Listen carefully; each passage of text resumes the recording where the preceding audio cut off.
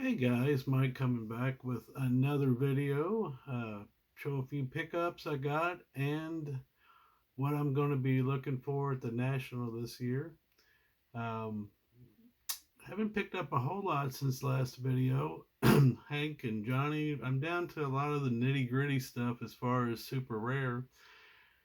Even Hank stuff though is really dried up. You can still get most of his regular cards pretty easily. It's just I'd have to upgrade, so they're getting really expensive in the higher grades. So I haven't bought a whole lot, but I still love the photos and autographs. So nabbed a couple, and I did get one huge piece for the collection, and I'll explain that in just a minute. I'll show a couple things though. Here's a photo from 19. It says 1940 on the back. Don't know if it's original or not. It's nice. It's kind of larger size, maybe 4x6, with an inscription to Don. It's slabbed by PSA. I'll try to figure out what I'm doing here. An older holder, I guess, to blue. I think it's inscribed to Don. Best wishes from Hank. And it is dated 1940 on the back, but regardless, love inscribed photos like that. Could have been the Don could have took the picture and had him sign one after he developed the film. It doesn't look like something Hank would have issued. It looks like like batting practice or even spring training or something like that. But very cool. Glad to get that. And the next one, I just turned on the auction right the day it was ending and saw this, and no one had bid on it. And I think it's fantastic. This is an actual news photo from the 1940 World Series. And this is game 5, I believe. And Hank hit a home run. And this is him crossing the plate. It's a really nice condition, 8x10. It does have the news photo company stamp on the back.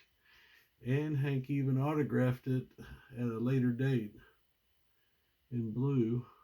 It's really nice. I've got a ticket. I should have pulled that out. I got a ticket from Game 5 in 1940.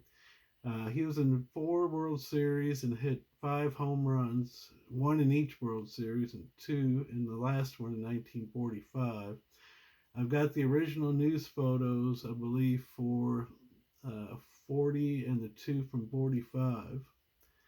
And I might have another one for your 34 or 35. I think I have the 35. So, um, very cool piece, very nice condition. And I just love these photos of big home runs and big games. I got the photo of him crossing the plate when he came back from the Army in July 1st, 1945. I got the later that year in the last game that week or that season, he hit a grand slam to put the Tigers into the World Series to beat, and they did went ahead and won the World Series. And I got the photo of him hitting that home run too. So really cool pieces. I just love this kind of stuff. And the last is a very big piece. I've been collecting Hank now for pretty good for about 15 years, and um, I've seen a lot of cards of his over the years, and he had a 1935 team issue, or either it was a private issue he did on his own for fan mail after he'd won after they won the World Series, and he was named MVP. And it isn't abundant. I've seen maybe 8 to 10 maybe over the years. I've got one. This is from 1936, and it is one popped up about a month or two ago, and I bid really high on it. I thought for sure I'd win it, so I put this monster number up that I thought would be at least double what it would go for, and I got hit right at the buzzer on that one, and someone put up an even larger grab at it and got it, and I was really upset because that was the first time in 15 years I'd ever seen this card. And as typical, a lot of times when a card pops up and it gets good money, somebody will say, "Wow, I've got one of those. I'm gonna sell it too." And this one popped up maybe a month or two later, and I was able to work out a deal with the owner, who's from Michigan, and he just happened to have one. It's a little, well, it's very beat up, but it's only the second one I've ever seen. And this is either Hank bought these. It might be a brace photo or something like that he bought and turned into a card that when people send him letters and such, he could just get one of these cards and write something on the back for him and send it right back to him. So this is only the second one of these I've ever seen. So it's really cool. It'll be interesting to see if some more pop up, which is definitely possible. It's dated on the back. It was sent to a fan in Dearborn, Michigan, which is where this seller's from.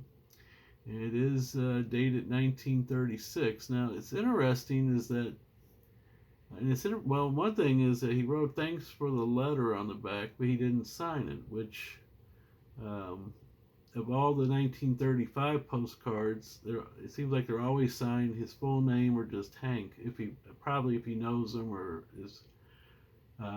knows of them. This one he didn't sign. It has a facsimile signature on the front, but only the second one of these I've seen, and we'll be sending this off to SGC. I can, since it's not signed, hopefully they'll sign it or slap it as a postcard. Not that the autograph really matters that much to me, but after 15 years, when you see something cool like this that doesn't pop up, it really is something special. So very happy to get that. And that's kind of all I've got as far as my regular collection goes. I'm going to go over a few things I'm looking for at the National. For bench, there's really two items that I've been looking for a long time. For him, going back to his playing days, it's a 1972 Candy Lids, the test issue. They came out, the main one came out in 73, but in 1970 and 72 they had test issues, and I got the 70 last year, not at the National, but on eBay. So I need the 72, and then there's the 1973 comic. And when I first went to the National back in the 2007, 8, in that area, I used to see them occasionally, but they were very expensive back then, and I didn't want to spend the money. And now, of course, I regret it because you don't even see them anymore. I haven't seen one in maybe at least 5 years, maybe longer than that now. So I don't know if I'll ever get the comic. The test issue Candy Lid should pop up eventually. We'll see what happens. And there's a few modern bench I still need, working on that 1968 to 2018 Topps run. We'll see what happens. For Hank, there's quite a few from his playing days. Maybe a half. Well, there's this card I saw at a National years ago. It's got Greenberg Tigers at the bottom. Some people have theorized this was a Warsh cigar card. But I've talked to some of the collectors that specialize in those, and they've never seen it. I saw it at the National probably 8 to 10 years ago, and the guy wanted like $700 for it, which at the time I thought was kind of expensive, but of course it's the only one I've ever seen in person, so hopefully I'll find that eventually. He's got some BF pennants. Some of them are very common, but these were both... this one is very hard to find, be hard to see on here, but that's the basic look of them. I've never seen one of these in person. I've seen some other players, but never the Hank. He's at the top on the far right on the paper. Never seen that one before. And of course, the most famous one is this 1934 Al Demery die cut. And the interesting thing is, last I saw, this is the only one known to exist. So you can imagine what they'd want if that ever came to auction. Some other things are his Diamond Dust Punchboard card from 1940. If you all have seen those before, I know of one actually that exists, and they may be for sale coming up at this national. So we'll see if somebody has like a small collection. Well, actually, it's a large collection. He has probably 30 or so of them, and they're very, very rare. So I can only imagine what they're going to ask, but we'll have to wait and see. The 1940 Michigan Sports Service. Again, there's some debate whether that actually exists or not, though I think I did see a picture of it one time. Um, and there's a couple other things. There's the 1936 Gaudi wide pen. It's a Type 5, which looks like the Type 1, except it doesn't say Made in USA at the bottom. It's a Canadian issue. I've gotten into some debates. Some of the people that collect the Canadian issue, which is a Type 5 they call, say that it doesn't exist, and if it does, it's an error. So I don't care if it's an error from the Type 1 that was left off the Made in USA, or if it is a Type 5, I want to get that one day. And the guy does have it. I know a guy that has that. So that one and the Diamond Dust do exist, and I've seen pictures of them, and we'll see. Hopefully, a Diamond Dust becomes available at a somewhat reasonable price. We'll see what happens. For Barney Pelty, he's only got a few left that I can get a hold of. I got everything except for this Juju Drum card. This looks like a Colgan's chip type card. Very cool card. There's only, based on the last time I did pop reports, there's one SGC, which is this one, and two PSA. So there's only 3 of them, and with the collectors that collect that sort of stuff at Pelty, it's next to impossible to think I'll ever see one. And then there's these Red Cross T215s. There's a Type 1 and a Type 2 with either brown or blue letters. It looks just like the T206, but these have Red Cross backing. That's the blue letter one. Instead of Pelty St. Louis, which is on the one you see all the time for the T206 sets, this is Pelty Washington. He played just a few months with Washington before he retired in 1912. And the back of those look like this. There's a Red Cross back, which these in general are hard to find, much less find a Pelty. As far as I know, I've only seen one. It was in an auction years ago that was selling essentially the whole set, which is kind of ridiculous. But I mean, to think that as rare as they are, someone had a whole set of those. And the other one is a pirate back.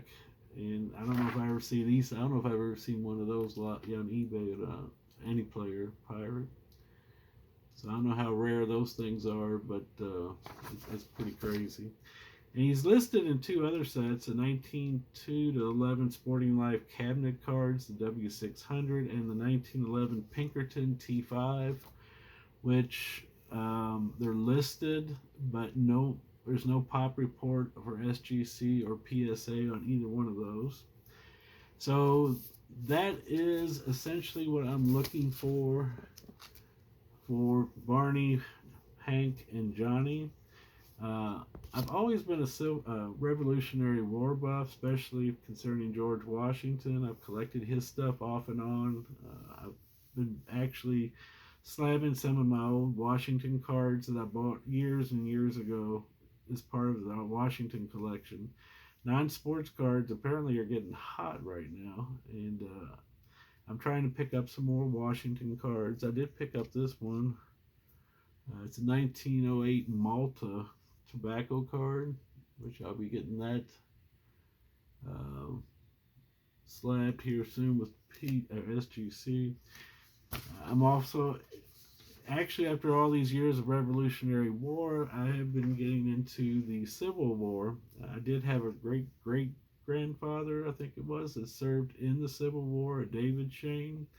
I've done some research on him, and I have started to get interested in some of the cards and such from the Civil War, especially Gettysburg with Winfield Scott Hancock. I got this recently. This is really cool. It's an 1880s cabinet card with just a fantastic photo of him. He led the Second Corps at Gettysburg for the Union. Was instrumental during that battle for the Union victory. What's neat about this is it was a premium from Chapman Smith and Company's Western baking powder. I've looked at some auctions, this Google searching, and apparently I've seen 4 cards from this set, so to speak, and I can find no information about how many were issued and such. I've seen Meade, I've seen Hancock, I've seen actually like a congressman for the Union, and I saw Custer. Custer has one I've seen. So if anybody knows anything about this Chapman Smith and Co. Out of Chicago, this Union, it looks all 4 of them have been Union cards. So let me know if anybody knows anything about that, as I'd love to buy some more of those. And for the Confederate side, I think he's a very interesting man. His name's James Longstreet. He was Robert E. Lee's second in command, commander of the First Corps.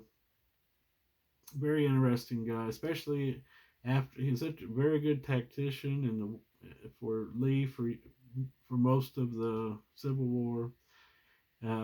Of course, all these guys, you got to remember Lee, him, most of the generals went to West Point. They served in the Mexican Wars. When the Civil War started, a lot of them were, they offered Robert E. Lee to be the supreme commander of the Union forces, and he turned it down and went back to Virginia. In the 1860s, people were still very loyal to their states. Like during the Revolutionary War, it was more about the states, individual states, than it was being a country. And as that was changing from the Revolutionary War to the Civil War, a lot of people still were very tied to their states, and they would fight for their states. But Longstreet, very interesting. After the war, he moved to Louisiana, New Orleans, and was big into Reconstruction as far as getting the country back together then, and he really became hated by the other Confederate generals because they saw him as a traitor to the cause, the lost cause, and he's a very interesting guy. I got this cabinet card of him from E.W. Hamilton out of Lawrence, Kansas, and very interested in him and Hancock and a lot of the other generals too. It's been really fun reading about the Civil War after all these years of doing the Revolutionary War. 2 cards I am looking for if I can't find any Big Hank or Johnny or Barney, which it's very hard to imagine I will, but is this I don't think it's super rare, but I'd love to get this Washington Kenny card. A great image of Washington, very classic non-sports card. And I need one Longstreet card to have the whole run of his from the 1800s. And that's his Allen and Ginter N15. Would love to get that. If I can't get it anywhere else, I'd love to get it at the National to finish that set. And that's it. That's about what I'm looking for. And we'll see how it goes. It'll be great to see a lot of people. Just a blast. I've been doing now, I guess, for off and on since about 2008, maybe 7, 8. So a good 15 plus years now. And it's always a good time. Be good to see Brian, B-Roth. We'll be staying together. And hopefully, and a bunch of other guys I want to see and go to the meetings and such. And I hope it's a great time for everybody that's going. And I look forward to seeing you there. Thanks a lot. Bye-bye.